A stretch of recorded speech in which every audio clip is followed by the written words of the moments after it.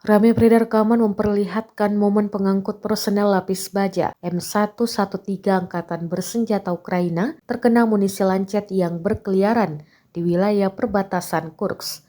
Rekamannya diunggah di Telegram militer Rusia pada Kamis 29 Agustus 2024. Tampak drone mengintai pergerakan M113 hingga berakhir digebuk lancet. Dalam keterangan unggahan disebutkan peralatan pengintaian udara dari salah satu unit kelompok pasukan utara mendeteksi pergerakan pengangkut personel lapis baja M113 buatan Amerika Serikat di wilayah perbatasan Kursk yang mengangkut militan dan amunisi Angkatan Bersenjata Ukraina.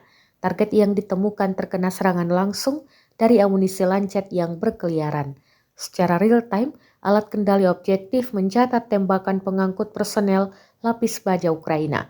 Belum diketahui nasib dari pasukan Ukraina di dalam kendaraan tersebut. Kendati demikian, rekamannya kini telah menuai berbagai komentar dari warganet.